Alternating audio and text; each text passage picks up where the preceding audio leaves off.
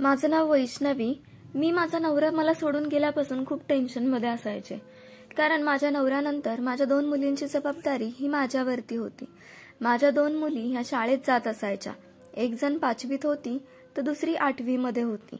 दोन्ही मुलींच्या शिक्षणाचा खर्च हा खूप होत असायचा आणि म्हणूनच मी नोकरी करायचा विचार केला होता. लग्ना अगोदर माझं चांगलं शिक्षण असल्यामुळे देखील मी चांगल्या ठिकाणी जॉब करत होते. परंतु लग्नानंतर माझ्या नवऱ्याने मला हट्ट केला होता की तू जॉब करायचा नाही, आणि त्यांनी मला जॉब करू दिला नाही आणि म्हणूनच मला जॉब सोडावा लागला. परंतु आता माझा नवराच मला सोडून गेला होता. त्यालाच माझी काळजी नव्हती, त्याला त्याच्या मुलींची काळजी नव्हती आणि त्यामुळे पुन्हा मला जॉब हा करावा लागणार होता, कारण पैशाचा कुठलाच मार्ग आता माझ्याकडे येत नव्हता आणि मला दिसत नव्हता आणि जवळ असणारे सर्व पैसे हे माझे संपत आले होते आणि म्हणूनच मी माझ्या 2 मुलींच्या विचाराने नोकरी करायचं कायमचं ठरवलं. खूप चांगल्या नामांकित कंपनीमध्ये मी मुलाखतीसाठी गेले. तिथं माझी अतिशय चांगली मुलाखत झाली आणि त्यानंतरच लगेच 2 दिवसांनीच माझं सिलेक्शन झालं, म्हणून मला फोन देखील आला. अतिशय चांगली नामांकित असणारी कंपनी होती. चांगल्या पोस्टसाठी मला काम दिलं गेलं होतं. माझं एज्युकेशन तिथं विचारात घेतलं होतं. मी आनंदाने ती कंपनी जॉईन केली होती.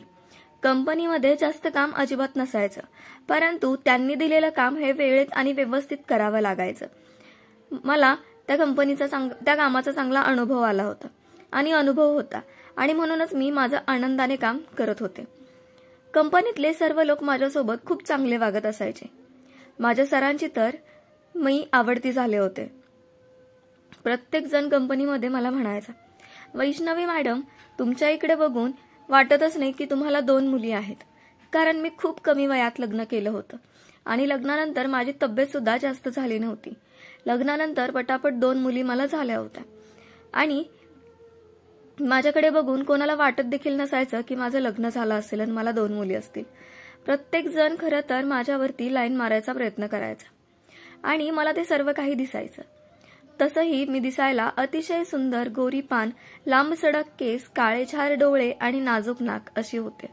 जो कोणी मला पहिल्यांदा बघायचा तो खरं तर माझ्या प्रेमातच पडायचा आणि समोरच्याच्या मनात काय आहे हे देखील मी खूप लवकर ओळखायचे. परंतु माझ्या काही मर्यादा होत्या ज्या मला कधीच ओलांडता येत नव्हत्या आणि म्हणूनच माझं फक्त आणि फक्त ध्येय माझी नोकरी होती. माझ्या नोकरीला 1.5 महिना होऊन गेला होता, तरीही माझ्या साहेबांनी माझा पगार केला नव्हता आणि म्हणूनच मी साहेबांना भेटायचं ठरवलं. मी साहेबांच्या केबिनमध्ये भेटायला सुद्धा गेले. त्यांना बोलले त्यावेळेला त्यांनी मला सांगितलं की वैष्णवी, तू नवीन आहेस आणि त्यामुळे तुझा पगार हा 2 महिन्यानंतरच होणार आहे. मला खूप मोठा प्रश्न पडला होता की आता मी माझं घर कसं चालवणार आहे, कारण माझ्याकडचे सगळे पैसे संपले होते. मला माझ्या मुलींच्या शिक्षणासाठी पैसे लागणार होते. मला पैशाची अत्यंत गरज होती. मी साहेबांना सांगितलं की साहेब, मला माझ्या मुलींची फी भरायची आहे, घरातलं बघायचं आहे आणि म्हणूनच मला पैशाची खूप गरज आहे हो. तेव्हा साहेबांनी माझी गरज समजून घेतली आणि त्यांनी मला त्यांच्या स्वतःजवळचे 30,000 रुपये दिले. खरं तर माझा पगार हा फक्त 20,000 रुपये होता, परंतु साहेबांनी मला 10,000 रुपये जास्तीचे दिले होते. मी त्यांना म्हणाले की साहेब, मला तुम्ही जास्तीचे पैसे का देत आहात? मला तुमचे जास्तीचे पैसे नकोत. तेव्हा साहेबांनी मला सांगितलं की हे बघ, तुझ्या घरी तुझ्यावरती जबाबदारी आहे आणि त्या जबाबदारीला तुला रोज तोंड द्यावं लागतं आणि म्हणूनच वैष्णवी, मी तुला 10,000 रुपये जास्तीचे देत आहे. मला साहेबांचा स्वभाव हा समजत होता. त्या पैशांचा उपयोग करून साहेबांनी मला माझ्या अडचणी दूर करायला सांगितलं होतं आणि साहेबांचा हा स्वभाव मला प्रचंड आवडला होता. मी ते पैसे घेतले आणि कंपनीतून घरी आले. दुसऱ्या दिवशी मुलींना फी भरण्यासाठी त्यांचे पैसे देऊन टाकले आणि कंपनीमध्ये निघून गेले. मी कंपनीत जाण्या अगोदरच माझे साहेब माझी येऊन वाट बघत बसले होते. साहेब खरं तर माझी वाट बघत बसलेले बघून मलाच वेगळं वाटलं. साहेब मला भेटायला आले होते. ते मला भेटले आणि मला म्हणाले की मला तुला एक गोष्ट सांगायची आहे. वैष्णवी, तू खूप तरुण आहेस. तुझं आणखीन काहीच वय झालेलं नाहीये. तू एकदा चांगलासा पुरुष बघ आणि त्याच्यासोबत लग्न करून टाक, म्हणजे तुला देखील त्याचा आधार होईल आणि त्याला देखील तुझा आधार होईल. साहेबांना काय म्हणायचं हे मला समजत होतं आणि चांगलंच मला समजत होतं. मी साहेबांना सांगितलं की मला 2 मुली आहेत आणि माझ्यासारख्या स्त्रीसोबत कोण लग्न करणार आहे. तेव्हा साहेब स्वतःहून मला म्हणाले की अगं वैष्णवी, मी तुझ्यासोबत लग्न करायला तयार आहे. आणि तेव्हाच मला समजलं होतं की साहेबांचं या अगोदर 2 वेळा लग्न झालं होतं आणि दोन्ही बायका त्यांच्यासोबत राहत नव्हत्या. मी साहेबांना लग्नासाठी नकार दिला आणि त्याचाच राग त्यांनी माझ्यावरती काढायला सुरुवात केली. साहेबांनी ठरवलं की वैष्णवीवरती आता राग काढायचा. ते मला म्हणाले, हे बघ वैष्णवी, मी तुला जेव्हापासून पाहिलं आहे तेव्हापासून तुझा वेडा झालो आहे आणि म्हणूनच मी तुला जास्त पैसे देतो. मी जे काही सांगेल ते तुला करावं लागेल. माझ्यासोबत तुला वेळ घालवावा लागेल. मला तुझे रोजचे 2 तास हवे आहेत. ते मला तुझ्यासोबत घालवायचे आहेत आणि तुला यावं लागेल. नाहीतर मी तुला कंपनीतून काढून टाकीन आणि दुसऱ्या कुठल्याच कंपनीत तुला नोकरी लागू देणार नाही. खरं तर त्या दिवशी माझ्या साहेबांनी मला धमकी दिली होती आणि त्या धमकीला मी खूप घाबरले होते. त्यानंतर 2 दिवस मी कसलेच कंपनीत गेले नाही. मी कंपनीत गेले नाही हे बघून साहेब डायरेक्ट थेट माझ्या घरी भेटायला मला आले होते. ते माझ्या घरी आलेले बघून मी घाबरले आणि त्या दिवशी मी साहेबांना म्हणाले की तुम्ही जे मला म्हणताय ते मला जमणार नाही.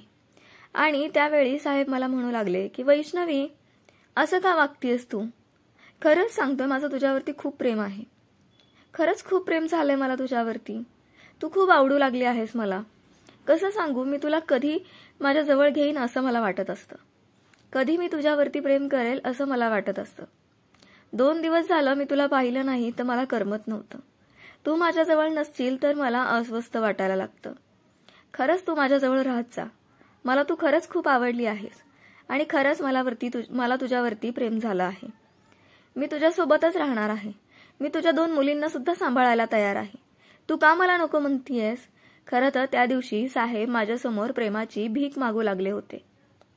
मला त्यांच्यावरती खरंच दयावया आली आणि म्हणूनच मी साहेबांचा हात हातात घेतला आणि त्यांना समजावू लागले. मी त्यांना म्हणाले की हे बघा, तुम्ही खूप मोठ्या कंपनीचे मालक आहात. अगोदर तुमच्या 2 बायका झाल्या आहेत. त्यातील एक सुद्धा तुमच्यासोबत राहत नाही. तुमचा हा वाईट स्वभाव बघूनच तुमची बायको तुम्हाला सोडून गेली असणार आहे आणि मलाही आता तो स्वभाव अनुभवायचा नाही आणि म्हणूनच मी तुमच्यासोबत काहीही करू शकणार नाही. मला काहीही जमणार नाही. असं मी म्हणता क्षणी साहेबांनी माझे 2 हात घट्ट पकडले आणि मला त्यांच्याजवळ जोरात ओढून घेतलं. जसं त्यांनी मला त्यांच्याजवळ जोरात ओढलं तसं मी डायरेक्ट त्यांच्या मिठीमध्ये आले. त्यांनी माझ्या ओठाजवळ ओठ घेऊन मला बोलू लागले. हे मला म्हणाले की तुझ्यासाठी मी तडफडत आहे. माझ्या ओठांना फक्त तुझीच चव घ्यायची आहे. खरंच तू मला प्रचंड आवडली आहेस. मला माहिती आहे की तुझा नवरा तुला सोडून गेला आहे. तो देखील दुसऱ्या बायकोसोबत राहतो आहे. परंतु तुझी नवऱ्याची कमी मी नक्कीच पूर्ण करेन आणि मला खरंच तुझ्या नवऱ्याची कमी पूर्ण करायला आवडेल. आणि खरंच तुझ्यासारखी ताजीतवाणी आणि तजेलदार स्त्री ही मला कुठेच भेटणार नाही. खरंच मी तुला हवा तेवढा पैसा द्यायला तयार आहे. हवं तेवढं तुला खुश करायला तयार आहे. तुझ्या मुलींच्या शिक्षणासाठी कधीच काही कमी पडू देणार नाही. पाहिजे तितका खर्च करायला तयार आहे. माझी फक्त एकच अट आहे की दिवसातून 1 ते 2 तास तू माझ्यासोबत घालवायचे आहेस. खरंच वैष्णवी, मी तुझ्यावरती खूप प्रेम करतो आहे. कधीच मी तुला कोणत्या गोष्टीची कमी पडू देणार नाही. एका पुरुषाची कमी तर मी तुला कधीच होऊ देणार नाही. नेहमी तुझ्यावरती प्रेम करत राहीन, तुझा सांभाळ करत राहीन आणि तुला जीव लावत राहीन. साहेबांचं ते बोलणं ऐकून माझं मन देखील विरघळू लागलं. माझं मन माझ्या हातात राहत नव्हतं. मला काय करायचं ते समजत नव्हतं. त्यांनी मला इतकं जवळ घेतलं होतं की मला देखील अस्वस्थ वाटू लागलं होतं. साहेबांनी मला घट्ट मिठी मारली आणि मला पप्पी घेऊ लागले. मला देखील काही सुद्धा समजेना. मग मी सुद्धा साहेबांच्या घट्ट मिठीमध्ये राहून त्यांना पप्पी घेऊ लागले. त्यांनी मला इतकं घट्ट मिठी मारली होती की माझं शरीर हे थरथर कापू लागलं होतं. मला भीती वाटू लागली होती. त्यावेळी मला काहीच समजत नव्हतं. त्यावेळी मला समजलं की साहेबांना खरंच माझी खूप गरज आहे आणि मला देखील त्यांची खूप गरज आहे. साहेबांनी मला माझ्या बेडरूममध्ये घेऊन गेले. माझी साडी काढायला लावली आणि मला बेडवरती झोपवलं. साहेबांनी त्या दिवशी माझ्या शरीराची प्रचंड मालिश केली. मला सर्व काही करण्यास त्यांनी भाग पाडलं. माझं शरीर हे त्यांनी पूर्णपणे हलकं हलकं करून टाकलं होतं.